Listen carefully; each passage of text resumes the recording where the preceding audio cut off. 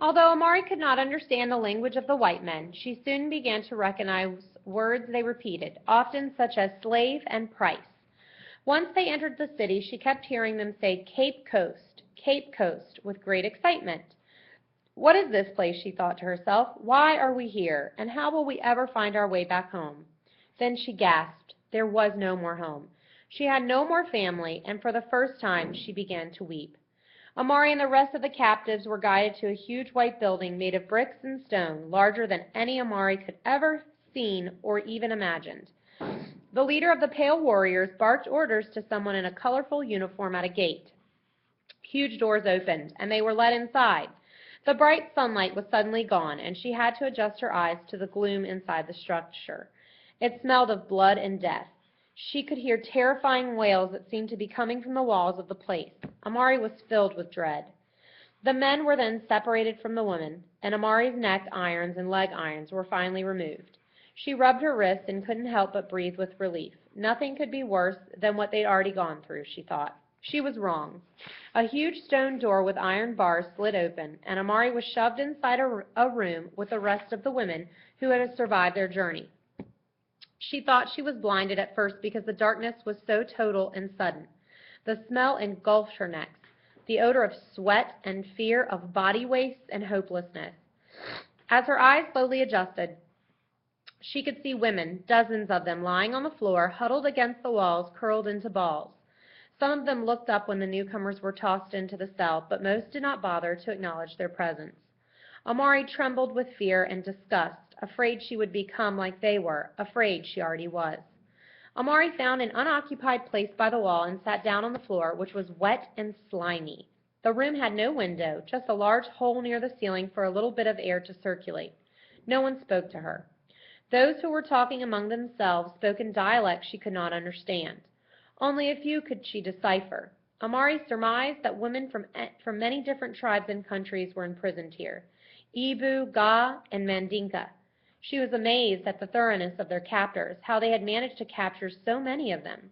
Had they murdered their families and destroyed the villages of everyone here as well? The thought of so many dead seemed to crush her. She covered her head with her arms and barely stifled a scream. No one listened. Amari gradually grew accustomed to the dim light and looked around the room. She spotted a woman in a corner who was rocking a child who was not there. She sang to it and caressed it gently, but her arms were empty. The woman's sorrow was raw and palpable, like spoiled meat. Amari's stomach growled. She could not remember the last time she had eaten. So when the guards tossed some chunks of bread through the opening, she was grateful. But by the time she got up to get some of the food off the floor, the previously quiet woman had already rushed past her and savagely fought over every scrap of bread. She ended up with nothing. Amari dropped to the cold, wet floor, bowed her head, and wept. A large woman came and sat down next to her and offered her a small piece of her own portion. Amari took it gratefully.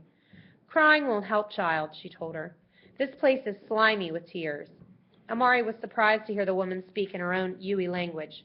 She wiped her eyes and said in barely a whisper, I feel like a broken drum, hollow, crushed, unable to make a sound. You must learn to make music once more. Amari was miserable. I don't understand, she told her. In time you will.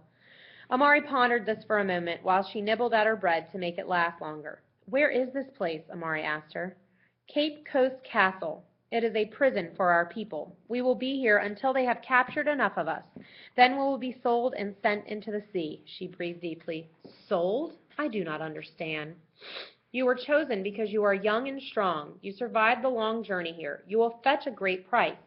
From whom? For what? Amari asked in confusion. Who would want to sell me or buy me? I am just a girl who has seen barely 15 summers. I have no skills. There are white men who will buy you to work for them by day and amuse them by night. Amari looked up, her eyes wide in disbelief. How do you know this?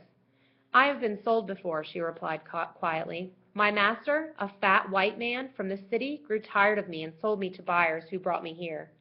Have you been here long? Amari asked. Long enough to see one group sold and sent away. We were marched into the courtyard, and white men bargained for us. One by one they were taken through a small door. I could see the white sand and the blue of the sea beyond it, but no more. All I know is they never returned. Do you think they were killed? No, they had value. They did not die, at least not physically, she added. Why were you not sold? Amari asked. I caught the attention of the leader of the guards, she paused. He sends for me to come to him at night. At first Amari didn't understand, but suddenly she realized what the woman meant. Amari looked at her in horror. You mean he... Yes, child. It is terrible, but I am allowed to bathe. I get extra food rations. I do not allow myself to think while I am with him. I hate him, but I will live. My spirit is too strong to die in a place like this. Amari looked at the woman, at her strong body and kindly face, and began to cry once more. Huge, raking sobs of despair. The woman took Amari in her arms and let her cry, the only comfort she had known since that horrible night in the village.